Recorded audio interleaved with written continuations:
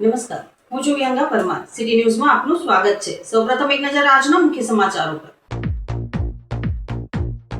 ભરૂચની ઐતિહાસિક જુમ્મા મસ્જિદને લઈને છેલ્લા કેટલાય દિવસોથી ચાલી રહેલા વિવાદ અને વધતી સંવેદનશીલ પરિસ્થિતિને ધ્યાનમાં રાખી જિલ્લા કલેક્ટરે જાહેરનામું બહાર પાડ્યું. રાષ્ટ્રીય સંરક્ષિત સ્મારક તરીકે જાહેર થયેલા સ્થળની મુલાકાત માટે નવી માર્ગદર્શિકા અમલમાં મૂકવામાં આવી. અંકલેશ્વરના શારદા ભવન ટાઉન હોલ ખાતે ભરૂચ જિલ્લા કક્ષાના વિકસિત ભારત સંકલ્પ સંમેલન યોજાયું. રાજ્યના આરોગ્ય મંત્રી પ્રફુલ પાનસેરિયા અને જળ સંપત્તિ મંત્રી ઈશ્વરસિંહ પટેલ ઉપસ્થિત રહ્યા.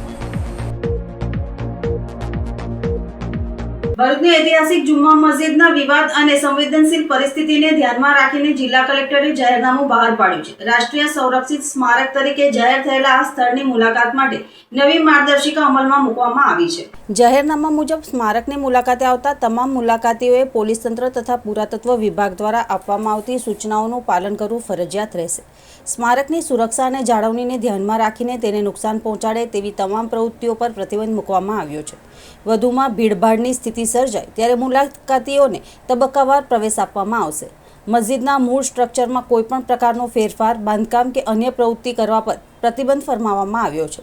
જિલ્લા વહીવટીતંત્રએ ચેતવણી આપી છે કે જાહેરનામાની જોગવાઈઓનું ઉલ્લંઘન કરનાર વ્યક્તિઓ સામે ગુજરાત પોલીસ અધિનિયમની સંબંધિત કલમો હેઠળ કાયદેસરની કાર્યવાહી કરવામાં આવશે.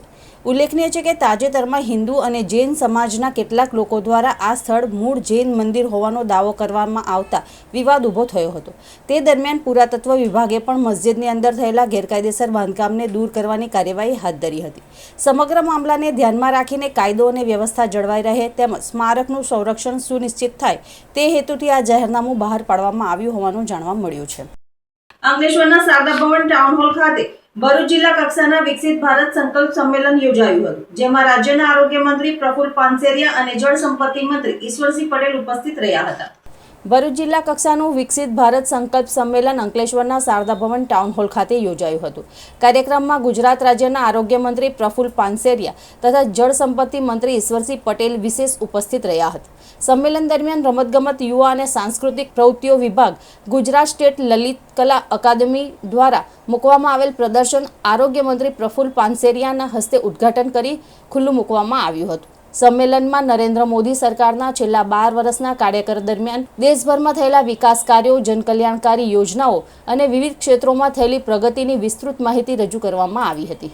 વક્તાઓએ જણાવ્યું હતું કે સરકારની કલ્યાણકારી યોજનાઓનો લાભ સમાજના દરેક વર્ગ સુધી પહોંચે તે માટે સતત પ્રયાસો કરવામાં આવી રહ્યા છે. સાથે જ દેશને વિકસિત ભારત બનાવવાના સંકલ્પમાં જનભાગીદારીનું મહત્વ પણ સમજાવવામાં આવ્યું હતું. કાર્યક્રમમાં ભરૂચના સાંસદ મનસુખ વસાવા, ભરૂચના ધારાસભ્ય રમેશ મિસ્ત્રી, ઝઘડિયાના ધારાસભ્ય રીતેશ વસાવા, ભાજપ પ્રદેશ વક્તા દીપક જોશી, જિલ્લા પંચાયત પ્રમુખ ડિમ્પલબેન રાજ, જિલ્લા ભાજપ પ્રમુખ પ્રકાશ મોદી સહિત આગેવાનો ઉપસ્થિત રહ્યા હતા.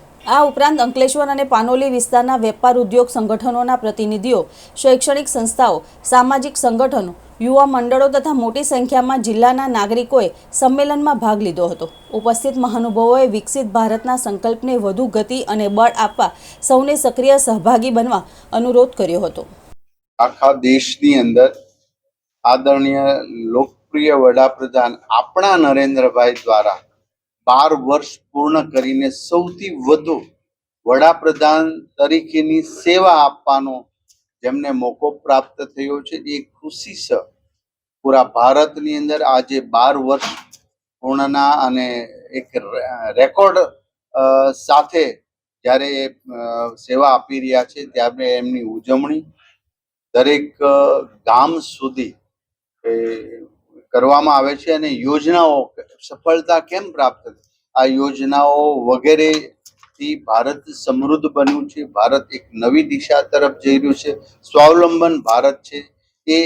એ ભારત આજે છે કે દુનિયાના નકશા પર, દુનિયાના દેશોમાં ભારતીયતાની સંસ્કૃતિ, ભારત એક સમૃદ્ધ રાષ્ટ્ર તરફ જઈ રહ્યું છે. ભારત એક વિશ્વાસુ દેશ છે.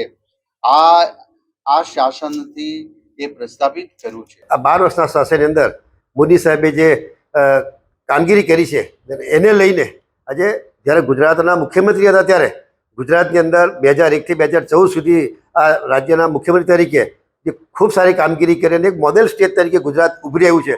આજે જોયું છે કે એ વખતે મોદી સાહેબ ગુજરાતના મુખ્યમંત્રી ત્યારે મા વાત્સલ્ય યોજનાની શરૂઆત કરી હતી આરોગ્ય માટેની. વડાપ્રધાન બહેનેથી જોઈએ છે કે 5 લાખ રૂપિયાનું સમગ્ર દેશની અંદર દરેક લોકોને આનું કવચ મળે, આરોગ્ય ક્ષેત્રે એને પૈસા મળે. ભૂતકાળની અંદર આવી કોઈ યોજનાઓ નહોતી. પૈસા વિના પોતાના સ્વજન કમાનાર એકને એક વ્યક્તિ એને ગુમાવવો પડતો હતો, લાડકવા દીકરાને પણ ગુમાવવો પડતો, કારણ કે પૈસા નહોતા. જ્યારે આજે માત્ર સરકારી હોસ્પિટલ નહીં, પરંતુ શહેરની સારામાં સારી હોસ્પિટલની અંદર તમે ટ્રીટમેન્ટ કરી શકો. ગુજરાતની અંદર સૌ લોકો નસીબદાર છે કે 5 લાખ રૂપિયા ગુજરાત સરકાર અને 5 લાખ રૂપિયા કેન્દ્ર સરકારના આમ 10 લાખ રૂપિયા સુધીનો જો ખર્ચ આવે આરોગ્યનો, તો એ સરકાર તરફથી સહાય મળી રહે છે. ત્યારે આ જે મોદી સાહેબની જે ઉપલબ્ધિ છે એને માટે આ કાર્યક્રમો રાખી રહ્યા છે. અને 2047ની અંદર 21 વર્ષ પછી જ્યારે ભારત દેશ વિકસિત ભારત બનવા જઈ રહ્યું ત્યારે તમામ લોકોને શુભેચ્છાઓ પાઠવું છું. ભરૂચ શહેરના એકતા એજ્યુકેશન ટ્રસ્ટ સંચાલિત એકતા વિદ્યાલયમાં વિદ્યાર્થીઓને પ્રોત્સાહન આપવા માટે નોટબુક વિતરણ તેમજ વિદ્યાર્થીઓનો સન્માન સમારંભ કાર્યક્રમ યોજાયો હતો. આ કાર્યક્રમમાં નોટબુક વિતરણના દાતા તરીકે કિસાન વિકાસ સંઘના રાષ્ટ્રીય અધ્યક્ષ અરવિંદસિંહ રણા, રશીદ ખુશાલ અને શાળાના ટ્રસ્ટી હાફિઝ શેખનો મહત્વપૂર્ણ સહયોગ રહ્યો હતો. કાર્યક્રમમાં મુખ્ય મહેમાન તરીકે રાષ્ટ્રીય કિસાન વિકાસ સંઘના અધ્યક્ષ અરવિંદસિંહ રણા ઉપસ્થિત રહ્યા હતા.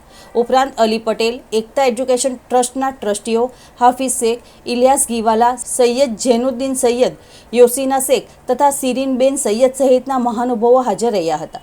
કાર્યક્રમની શરૂઆત એકતા વિદ્યાલયની ધોરણ 6 થી 8ની વિદ્યાર્થીનીઓ દ્વારા પ્રાર્થના ગીત રજૂ કરીને કરવામાં આવ્યું હતું. ત્યારબાદ ઉપસ્થિત મહેમાનોનું સ્વાગત કરવામાં આવ્યું હતું. મહેમાન અરવિંદસિંહ રણાએ પોતાના પ્રેરણાદાયી સંબોધનમાં વિદ્યાર્થીઓને શિક્ષણનું મહત્વ સમજાવ્યું હતું. જીવનમાં સફળતા મેળવવા માટે સતત મહેનત, શિસ્ત અને સમર્પણ સાથે અભ્યાસ કરવાની અપીલ કરી હતી.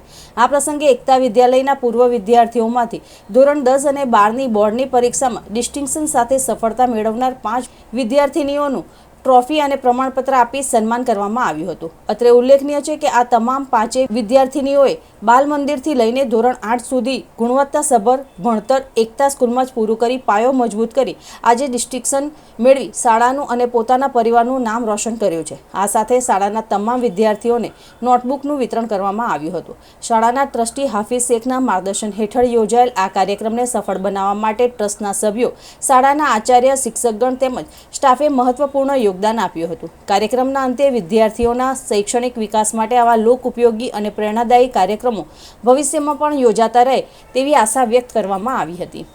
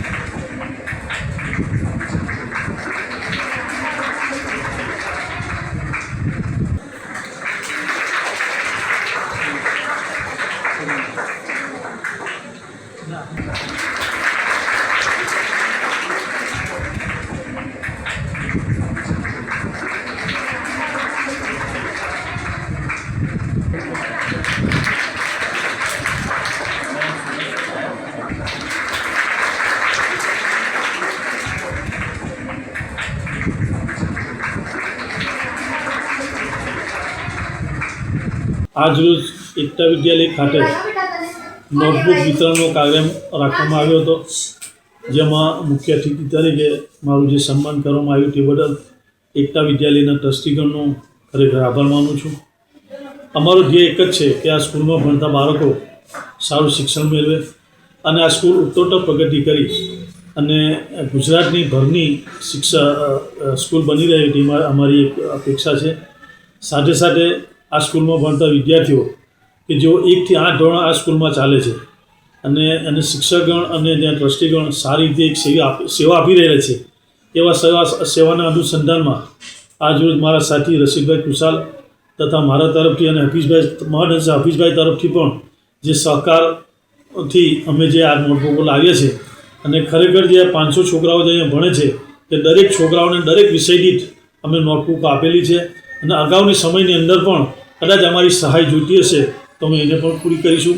અંતે આજે જે પ્રોગ્રામને સફળ બનાવ્યો તે બદલ હું અને આ ટ્રસ્ટીગણ અને અહીંના જે ટ્રસ્ટી જે ભાઈ જે હફીદભાઈ અને જે જૈનુદ્દીનભાઈ અને ઇલિયાસભાઈ મુસાજીનો હું ખરેખર આભાર માનું છું અને ખરેખર મારું જે સન્માન કર્યું અને મને જે બોલવાનો મોકો આવ્યો એ બદલ આ સારાનો ખૂબ ખૂબ અભિનંદન. આ સારા ઉત્તરોત્તર પ્રગતિ કરી અને પ્રગતિના સોપાન સર કરે તેવી અપેક્ષા સાથે જય જય ગરવી ગુજરાત. હવે સમય છે એક વિરામનો. વિરામ બાદ નિહાળીશું અન્ય સમાચારો. તો જોતા રહો સિટી ન્યૂઝ. आपके बच्चे के उज्जवल भविष्य के लिए चुने भरूच के शक्तिनाथ क्षेत्र में स्थित नारायण विद्यालय. प्री प्राइमरी से लेके कक्षा 11 और 12 तक कॉमर्स और साइंस स्ट्रीम्स, गुजराती और इंग्लिश मीडियम में गुणवत्तापूर्ण शिक्षा. बचपन से ही अनुभव आधारित अध्ययन और अनुभवी विश्लेषण स्टाफ द्वारा विशेष देखभाल. बोर्ड परीक्षाओं में हमेशा उत्कृष्ट परिणाम. कई छात्र 100 में से 100 अंक प्राप्त कर A1 ग्रेड हासिल करते हैं और अनेक छात्रों ने बनाए हैं उज्जवल करियर.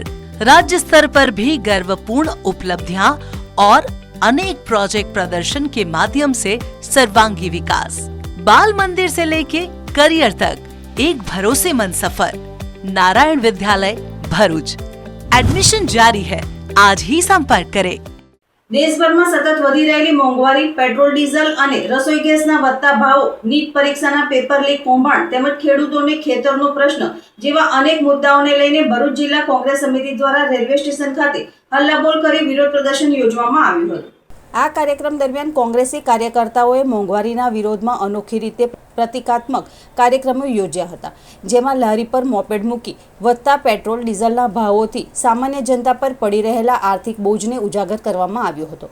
ઉપરાંત મોંઘવારીની જેલનું પ્રતિકાત્મક નિર્માણ કરી સરકારની આર્થિક નીતિઓ સામે વિરોધ નોંધવામાં આવ્યો હતો. કેન્દ્ર અને રાજ્ય સરકારના શાસનમાં જીવન જરૂરી ચીજવસ્તુઓના ભાવ સતત વધી રહ્યા છે, જેના કારણે મધ્યમ વર્ગ અને ગરીબ વર્ગના લોકોનું જીવન જીવવું મુશ્કેલ બન્યું છે. રસોઈ ગેસ, ઈંધણ, ખાદ્ય ચીજવસ્તુઓ અને કૃષિ ક્ષેત્ર સાથે જોડાયેલા ખર્ચમાં થયેલા વધારાથી સામાન્ય પરિવારોનું બજેટ ખોરવાઈ ગયું હોવાનું તેમણે જણાવ્યું હતું. આ પ્રદર્શન દરમિયાન પૂર્વ જિલ્લા પ્રમુખ પરિમલસિંહ રણા, નગરસેવક હેમેન્દ્ર કોઠીવાલા, જિલ્લા મહિલા કોંગ્રેસ પ્રમુખ જ્યોતિ તડવી સહિત મોટી સંખ્યામાં કોંગ્રેસના હોદ્દેદારો અને કાર્યકરો હાજર રહ્યા હતા. વિરોધ પ્રદર્શન દરમિયાન પોલીસે કાર્યકરોને આગળ વધતા અટકાવી તેમની અટકાયત કરતા સ્થળ પર થોડા સમય માટે તંગદિલીનો માહોલ સર્જાયો હતો.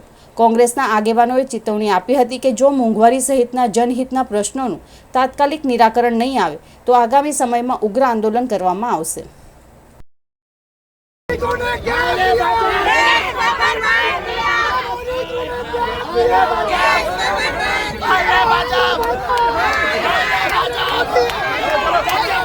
માનવતાનું અનોખું ઉદાહરણ પૂરું પાડતી એક સરાહનીય પહેલ હેઠળ શ્રી શંકર સેવા ચેરિટેબલ ટ્રસ્ટના સહયોગથી આસિફ દિવાન દ્વારા પોતાની દીકરી જન્નતના જન્મદિવસની અનોખી રીતે ઉજવણી કરવામાં આવી હતી. સામાન્ય રીતે બર્થડે પાર્ટી અને ભવ્ય ઉજવણી વચ્ચે જન્મદિવસ ઉજવાતો હોય છે, પરંતુ આસિફ દિવાને પોતાની દીકરી જન્નતના જન્મદિવસને સેવા અને માનવતાની ભાવના સાથે જોડતા જરૂરિયાતમંદ અને ભૂખ્યા લોકોને મીઠાઈ ખવડાવી અનોખી ઉજવણી કરી હતી. જ્યારે અન્નદાતા દ્વારા ભોજનની વ્યવસ્થા કરવામાં આવી હતી. આ પ્રસંગે મોટી સંખ્યામાં ગરીબ અને જરૂરિયાતમંદ લોકોએ ભોજનનો લાભ લીધો હતો. ઉપસ્થિત લોકોએ આ પહેલને બિરદાવી હતી અને કહ્યું હતું કે આવા સામાજિક કાર્યો સમાજ માટે પ્રેરણારૂપ બની રહે છે. આસિફ દિવાને જણાવ્યું હતું કે જન્મદિવસ માત્ર ખુશીનો દિવસ નહીં, પરંતુ સમાજ પ્રત્યેની જવાબદારી નિભાવવાનો અવસર પણ બની શકે છે. દીકરી જન્નતના જન્મદિવસે કરવામાં આવેલી આ સેવાકીય પહેલે માનવતા અને પરોપકારનો સુંદર સંદેશ આપ્યો છે. શંકર સેવા ચેરિટેબલ ટ્રસ્ટ દ્વારા આજે ભૂખ્યાને ભોજન ચાલુની સેવા ચાલુ છે. આજના ભોજનના દાતાશ્રી વેસ્ટરીઝના છે, નામ આપવાની ના પાડી છે. અને મારા સાથી મિત્ર એવા આસિફભાઈ દેવાન, ઇન્ડિયન વોટર સપ્લાયના ઓનર, જેઓના સુપુત્રી જન્નતબેનના જન્મદિવસ નિમિત્તે એમના તરફથી આજે ગુલાબજાંબુ દરેક ભૂખ્યાઓને આપવામાં આવશે. તો માતાજી એમને ખૂબ આગળ વધારે, ભણવામાં આગળ વધારે અને એના પપ્પા જેવા સામાજિક કાર્યકર છે એમાં આગળ વધારે એવી એમને શુભકામના. અને આ સેવા મારા મિત્રો અને મારા ટ્રસ્ટના સભ્યો અને ભરૂચની દેશપ્રેમી જનતાના થકી ચાલે છે, એટલે એમનો પણ ખૂબ ખૂબ આભાર. તમારો સાથ અને પ્રેમ કાયમ રહે એવી આશા રાખું. અસ્તુ ભારત માતા કી જય. કેન્દ્રની નરેન્દ્ર મોદી સરકારના 12 વર્ષ પૂર્ણ થવાના ઉપલક્ષમાં ભરૂચ જિલ્લા ભારતીય જનતા પાર્ટી દ્વારા રાજ્યના આરોગ્ય અને જિલ્લા પ્રભારી મંત્રી પ્રફુલ પાનસેરિયાના અધ્યક્ષસ્થાને વિશેષ મીડિયા સંવાદ કાર્યક્રમનું આયોજન કરવામાં આવ્યું હતું. અંકલેશ્વરના શારદા ભવન ટાઉન હોલ ખાતે કેન્દ્રની નરેન્દ્ર મોદી સરકારના સફળ અને યશસ્વી 12 વર્ષ પૂર્ણ થવાના ઉપલક્ષમાં મીડિયા સંવાદ કાર્યક્રમ રાજ્યના આરોગ્ય અને ભરૂચ જિલ્લા પ્રભારી મંત્રી પ્રફુલ પાનસેરિયાની અધ્યક્ષસ્થાને યોજાયો હતો, જેમાં જળ સંપત્તિ મંત્રી ઈશ્વરસિંહ પટેલ, જિલ્લા ભાજપ પ્રમુખ પ્રકાશ મોદી, જિલ્લા પંચાયત પ્રમુખ ડિમ્પલબેન રાજ, ભરૂચના ધારાસભ્ય રમેશ મિસ્ત્રી, ઝઘડિયાના ધારાસભ્ય રીતેશ વસાવા ઉપસ્થિત રહ્યા હતા.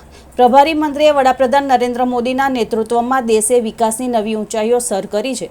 છેલ્લા 12 વર્ષોમાં વંચિતોને પ્રાધાન્ય, આર્થિક સમૃદ્ધિ, માળખાકીય સુવિધાઓનો વિકાસ અને જનકલ્યાણની અસંખ્ય યોજનાઓ થકી નાગરિકોનો વિશ્વાસ જીતવામાં સરકાર સફળ રહી છે, જે અંગે પત્રકારોને વિસ્તારથી માહિતગાર કરવામાં આવ્યા હતા. દેશના ચારેય ખૂણામાં કાશ્મીરથી કન્યાકુમારી અને ગુજરાતથી આસામ સુધી આજે નરેન્દ્ર મોદીના નેતૃત્વમાં વિકાસ પથ પર આગળ વધી રહ્યું હોવાનું પ્રભારી મંત્રીએ અંતે ગર્વભેર જણાવ્યું હતું. આ મીડિયા સંવાદમાં ભરૂચ, અંકલેશ્વર સહિત જિલ્લાના પ્રિન્ટ, ડિજિટલ અને ઇલેક્ટ્રોનિક મીડિયાના પત્રકારો મોટી સંખ્યામાં હાજર રહ્યા હતા. સુરત જિલ્લાના કોસંબા ખાતે આયોજિત popular India 2026 the most glamorous national presentation season 2 સ્પર્ધામાં ભરૂચની 6 વર્ષની બાળકી ફોરમ સોલંકીએ શાનદાર પ્રદર્શન કરી ધ સો જુનિયર કેટેગરીમાં પ્રથમ વિજેતા બની ભરૂચ જિલ્લાનું ગૌરવ વધાર્યું હતું. બાળકોમાં રહેલી પ્રતિભા અને કલાકૃતિને પ્રોત્સાહન આપવા માટે આયોજિત આ રાષ્ટ્રીય સ્તરની સ્પર્ધામાં ગુજરાતના વિવિધ શહેરોમાંથી મોટી સંખ્યામાં સ્પર્ધકોએ ભાગ લીધો હતો. સ્પર્ધામાં મિસ્ટર, મિસ, મિસિસ અને કિડ્સ જેવી વિવિધ કેટેગરીઓનો સમાવેશ કરવામાં આવ્યો હતો.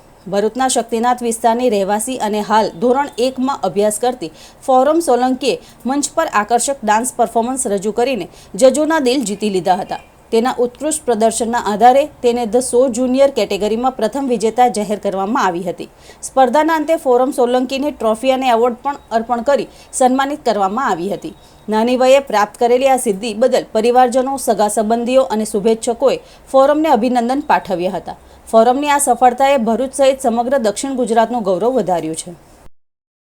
અંકલેશ્વરના જૂના બોરભાટા બેટ ગામમાં આવેલ તપોવન આશ્રમના નદી કિનારે એક અજાણ્યા પુરુષનો ડીકમ્પોઝ હાલતમાં મૃતદેહ મળી આવતા ચકચાર મચી જવા પામી હતી.